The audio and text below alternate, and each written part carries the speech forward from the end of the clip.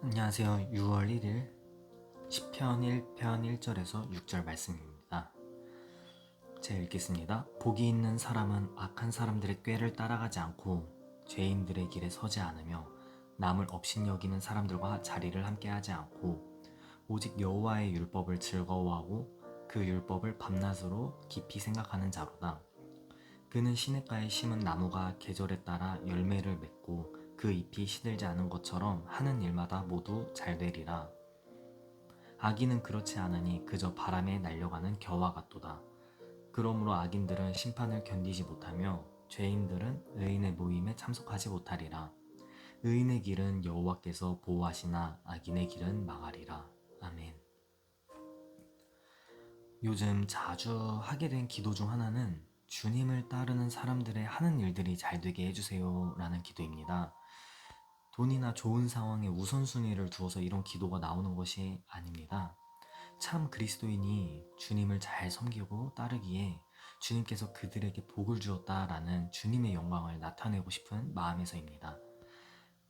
제가 진짜 복이라고 생각하는 것은 돈이 아닌 주님과 더 가까워지는 것입니다. 하지만 세상 사람들은 세상적 가치관을 가지고 있기에 돈, 명예 같은 것이 복이라 여깁니다. 그래서 그들에게 증명하고 싶은 마음에 세상적 복을 기도하게 되었던 것입니다. 근데 물론 주님께서는 세상의 것들로도 복을 주시는 분이십니다. 네, 그리스도인들은 너무 찌질해, 가난해, 별 볼 일 없어 라는 느낌을 주고 싶지 않은 어떤 개인적인 마음에 이런 기도를 했던 것 같습니다. 그래서 더 열심히 하려는 마음도 있는 것 같습니다.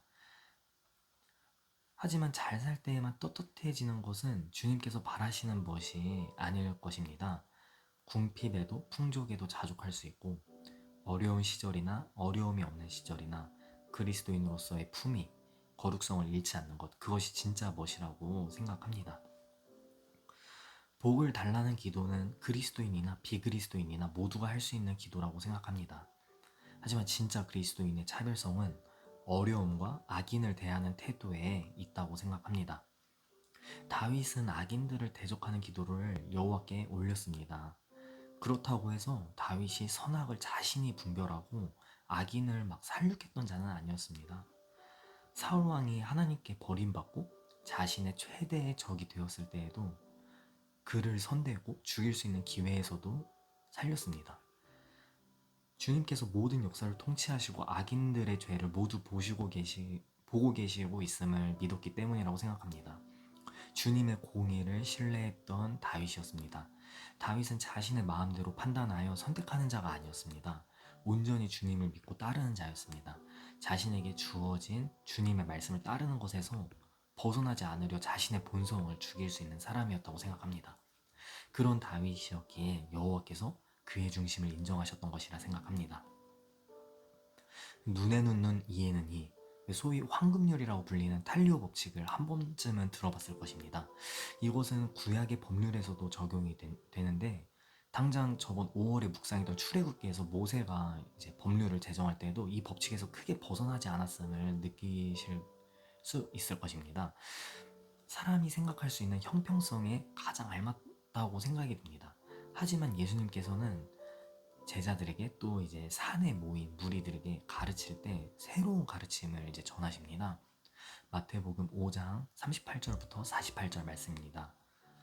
또 눈은 눈으로 이는 이로 갚으라 하였다는 것을 너희가 들었으나 나는 너희에게 이르노니 악한 자를 대적하지 말라. 누구든지 내 오른편 뺨을 치거든 왼편도 돌려대며 또 너를 송사하여 속옷을 가지고자 하는 자에게 겉옷까지도 가지게 하며 또 누구든지 너로 억지로 오리를 가게 하거든 그 사람과 심리를 동행하고 내게 구하는 자에게 주며 내게 꾸고자 하는 자에게 거절하지 말라. 또 내 이웃을 사랑하고 내 원수를 미워하라 하였다는 것을 너희가 들었으나 나는 너희에게 이르노니 너희 원수를 사랑하며 너희를 핍박하는 자를 위하여 기도하라. 이같이 한즉 하늘에 계신 너희 아버지의 아들이 되리니 이는 하나님이 그 해를 악인과 선인에게 비추게 하시며 비를 의로운 자와 불의한 자에게 내리우심이니라. 너희가 너희를 사랑하는 자를 사랑하면 무슨 상이 있으리요 세리도 이같이 하느니라. 또 너희가 너희 형제에게만 무난한다면 남보다 더하는 것이 무엇이냐? 이방인들도 이같이 아니하느냐? 그러므로 하늘에 계신 너희 아버지의 온전하심과 같이 너희도 온전하라. 아멘. 예수님의 가르침은 완전한 충격을 선사했을 것이라 생각이 듭니다. 산에 모여든 무리들의 충격을 한번 상상해 봅니다. 말씀의 씨앗은 겨자씨처럼 작지만 그 마음밭에 떨어졌을 때의 충격은 정말 쓰나미가 몰려올 수 있을 정도의 지진을 일으켰을 것이라 생각합니다. 자신의 본능과 싸우고 갈등하게 됩니다. 그러면서 힘이 들어 주저앉을 것입니다. 자신의 힘으로 할 수 없음을 인정할 때에 기도가 나온다고 생각합니다. 그렇습니다. 주님께서는 원수를 나의 의지로 사랑하도록 가르치지 않으셨습니다. 그들을 위하여 기도하게 하셨습니다. 주님께 맡기도록 하셨습니다. 그리고 내가 그렇게 할 수 있는 동기는 말씀을 듣고 알게 돼서가 아니고 여호와 하나님께서 의인이나 악인이나 동일한 은혜를 허락하신다는 것을 보고 따르는 것이라고 생각합니다. 다윗과 사울의 이야기에서처럼 주님께서는 다윗의 손을 통해서 사울을 심판하지 않으셨습니다. 다윗의 손을 깨끗하게 하시면서 사울을 하나님께서 벌하십니다. 그리고 쿠데타가 아닌 모든 장로들이 다윗 앞에 무릎을 꿇고 왕으로 모시는 가장 완벽한 순간에 예루살렘으로의 입성을 허락하십니다. 이것을 보며 주님의 때는 정말 완벽하다고 생각이 들었습니다. 지금 골짜기를 지나는 것처럼 내 삶이 힘들다고 느끼는 사람이 있을 것이라 생각합니다. 내 편은 없고 주위에 나를 미워하는 사람들, 방해하는 사람들이 있는 상황이 있을 수도 있습니다. 심지어 대놓고 위협을 가하는 사람이 있을 수도 있습니다. 모든 상황에 가로막혀 앞이 깜깜해 보일 수도 있다고 생각합니다. 하지만 이 모든 상황이 이미 주님께 속해 있음을 우리가 깨닫기를 원합니다. 주님은 모든 것을 아시고 의인을 인도하시는 분이십니다. 이럴 때일수록 내 생각과 내 감정을 경계하고 주님의 말씀에 집중하여 하나하나 공략해 나가야 한다고 생각이 들었습니다. 우리의 힘이 아닙니다. 성령 하나님의 능력으로입니다. 그리고 우리보다 먼저 그 길을 가신 우리의 맏형, 맏오빠, 예수님께서 몸소 시범을 보이셨습니다. 예수님께서 우리와 똑같은 모든 고통을 느낄 수 있는 육신을 입고 그 모든 것을 이기셨습니다. 완전한 인간으로 말입니다. 오늘 말씀을 통해 악인에게 고통받거나 또는 힘든 상황을 그리스도인은 어떻게 이겨내야 하는가에 대해 묵상해 봤습니다. 네, 다 같이 기도하겠습니다.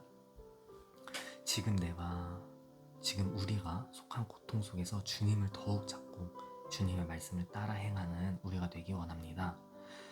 우리 생각을 우선시하여 상황과 사람을 판단하여 행하는 것이 아닌 어려울 때에도 주님을 따르는 중심이 잡힌 온전한 믿음을 가진 자로서 훈련되는 상황으로 여기고 감당하기 원합니다. 예수님을 더욱 묵상하고 성령 하나님의 능력을 구하며 모든 어려움 가운데에서도 주님의 음성을 듣고 한 걸음씩 나아가는 우리 공동체가 되게 하여 주시옵소서. 아멘. 감사합니다. 예수님의 이름으로 기도드립니다. 아멘. 네, 오늘 큐티 이것으로 마치겠습니다. 감사합니다.